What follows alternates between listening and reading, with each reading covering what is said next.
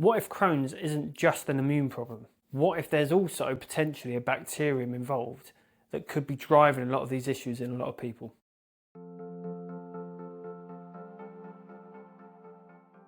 The bacterium I'm talking about is known as MAP. MAP stands for Mycobacterium avium subspecies paratuberculosis. It's a bacterium commonly found in cattle and causes something called Jones disease. Jones disease in cattle presents a lot of the same symptoms that we find in people with Crohn's disease.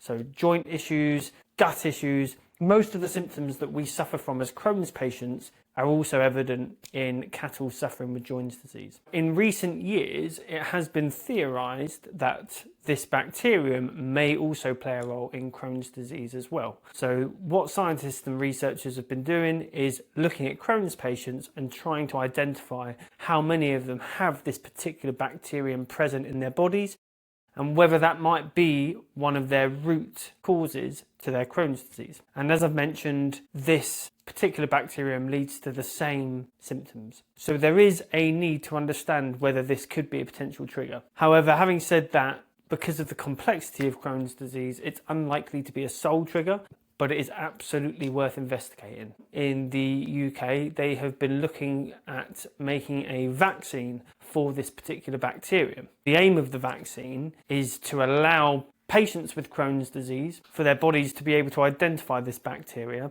and clear it or remove it from the body much easier than it can at the moment. The theory behind this is that somewhere along the line we've become infected with this bacterium, or some of us have, and this bacterium is driving the immune response and creating the symptoms that we obviously know as Crohn's disease. Now, currently we are in very early trial stages, so they're looking at things like patient safety, efficacy, so how well the vaccine might actually work, as well as the potential benefit long term as well. So there is hope here, but we are still quite a long way off from having it as a medicine. Now, the reason why this matters, it's not because we're likely to find the single answer that we've all been hoping for, but it does change the way that we are looking to manage or treat Crohn's disease. Everything at the moment is based around shutting the immune system down.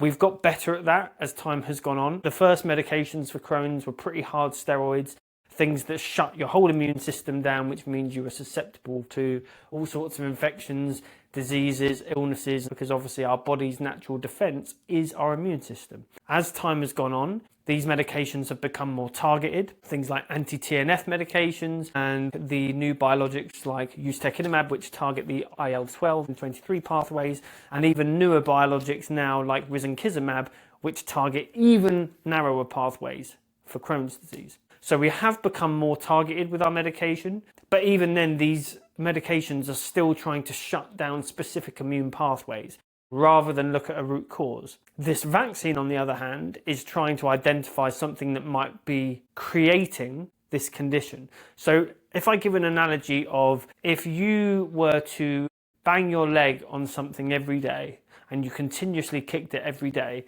your bruise would never heal. So if we think of our bodies in this context, if we have this bacteria and our body is recognizing it, it's creating this immune response. Similar to the last video where we spoke about leaky gut and particles and toxins getting into the blood that our body doesn't want, that creates an immune response. This is a very similar mechanism and a similar way to think about it. So essentially, by looking at this bacterium as a potential trigger in some people, it means that the focus is shifting to try and understand what root causes might be. Now, obviously there's a lot of them.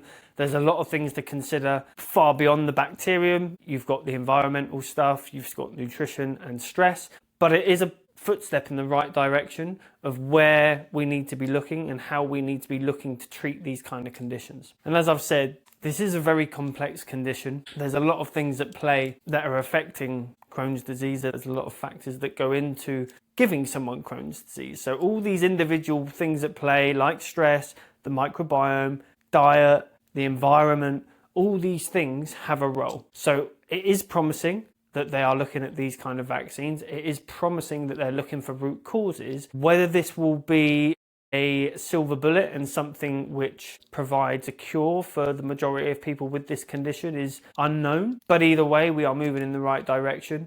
I think timelines for this, we're probably not going to see something rolled out as a mainstream medication for the next probably 10 years, but it is promising. The biologics are getting better every day, and I think this is a really promising movement or step in the right direction. Let me know your thoughts in the comments down below.